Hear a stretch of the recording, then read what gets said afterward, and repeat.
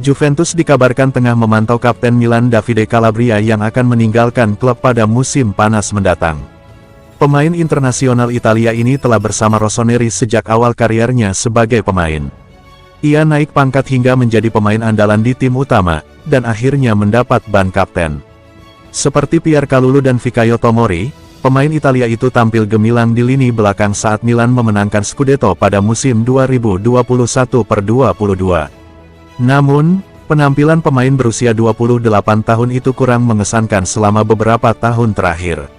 Bek sayap itu baru-baru ini kehilangan tempatnya sebagai pemain inti karena digantikan pendatang baru Emerson Royal. Ia hanya tampil 10 kali di semua kompetisi musim ini, termasuk 5 kali di Serie A dan 4 kali di Liga Champions. Sementara satu-satunya golnya tercipta saat mengalahkan Sassuolo 6-1 di Coppa Italia. Oleh karena itu, semua tanda menunjukkan bahwa Calabria sedang menuju pintu keluar klub. Juventus dapat memanfaatkan kesempatan untuk mengontraknya dengan status bebas transfer di musim panas, demikian laporan jurnalis Italia Matteo Moretto. Bianconeri sudah mencari bek kanan baru di musim panas. Mereka dilaporkan mencoba merekrut Giovanni Di Lorenzo dari Napoli tetapi tidak berhasil.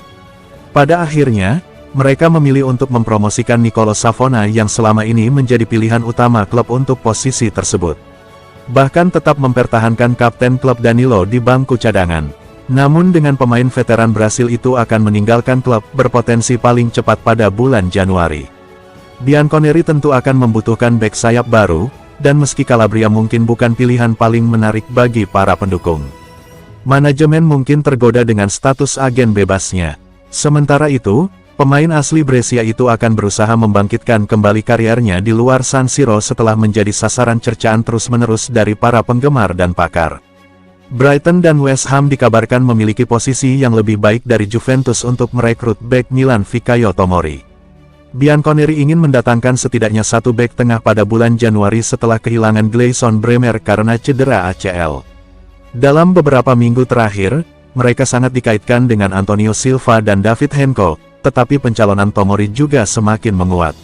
Beberapa sumber di media Italia mengatakan Cristiano Giuntoli akan mencoba membuat peluang ketika kedua klub bertemu di Riyadh untuk semifinal Piala Super Italia akhir minggu ini.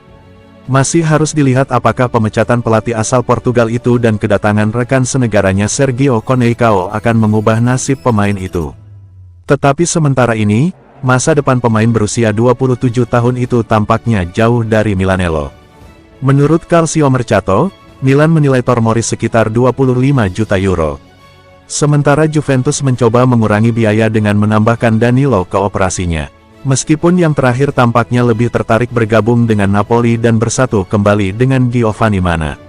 Lebih lanjut, sumber tersebut menambahkan bahwa Rossoneri juga lebih memilih untuk mengirim pemain internasional Inggris itu ke luar negeri daripada menyerahkannya kepada rival secara langsung.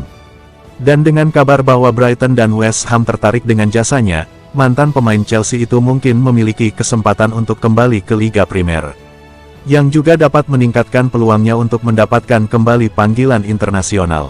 Tomori naik pangkat di kubu The Blues dan mendapat kesempatan tampil gemilang di bawah asuhan Frank Lampard pada era pertama klub tersebut. Namun minimnya waktu bermain di bawah asuhan Thomas Tuchel, yang kini menjadi manajer timnasnya, menyebabkan ia hengkang pada Januari tahun 2021.